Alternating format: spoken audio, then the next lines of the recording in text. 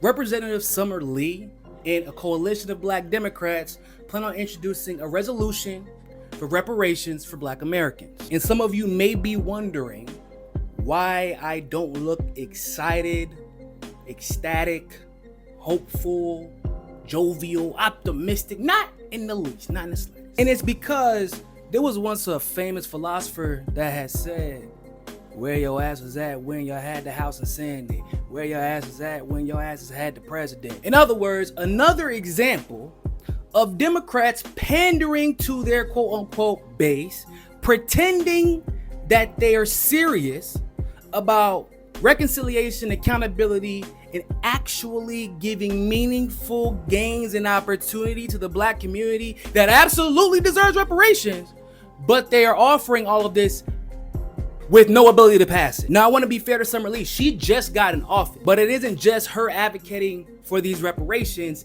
It's the usual black suspects who always manage to show up right around the time they have absolutely no power to pass anything. They even brought in the Why We Can't Wait initiative to sit in a congressional briefing and had dozens of community leaders and policymakers there as well to discuss these reparations. And like I said, make no mistake about it, we're living in an era where Donald Trump literally just brought a bunch of white South Africans and plans on bringing more to the United States just because they're white. We live in an era where we are still paying reparations to Israel to the tune of billions every year, and I ain't had a damn thing to do with Nazis, Hitler, or the Holocaust. But somehow my tax dollars are still going over there. And we don't have to go back to slavery to know just how diabolical the Fair Housing Act that FDR passed was, and the damage it did to the black community via policies such as redlining. We don't have to go back as far as slavery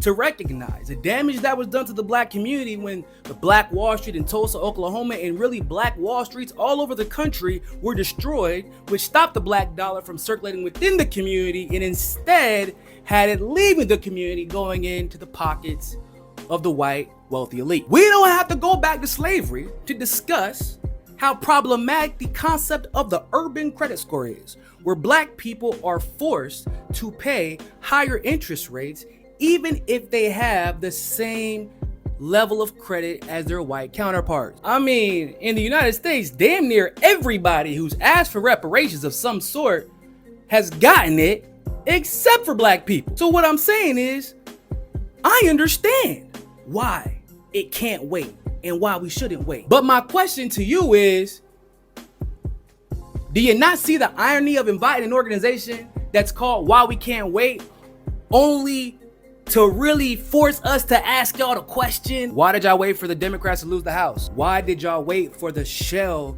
that was the president, Joe Biden, to leave office before talking about introducing this legislation and holding these committees, enabling him and his administration to avoid accountability if he refused to push this policy that you guys supposedly believe in? If it couldn't wait, then why did y'all wait to ask this question and propose this issue to Kamala Harris, who was literally running on being black? And this is why I say the Democratic Party is so much more insidious. Because look at Trump and the Republican Party. They made it clear who they work for.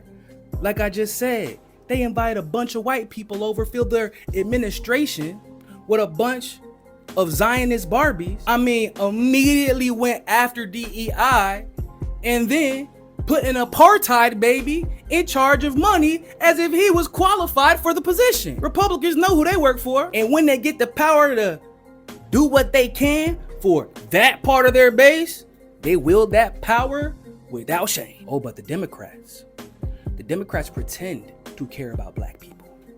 They pretend to care about systemic racism. They pretend to care about police brutality. They'll put on their Kenta cloth and celebrate Juneteenth and scream about justice for Black Wall Street, and then we'll sign the 94 crime bill, throw y'all asses in jail, and militarize the police more than the damn Republicans. And then when they have the House, when they have the Senate, and they have the executive branch, they spend all their time telling you how it's the Republicans' fault they can't get anything done. Which is super weird, because Republicans still manage to get damn near everything they want done, even when they don't have all three branches of government.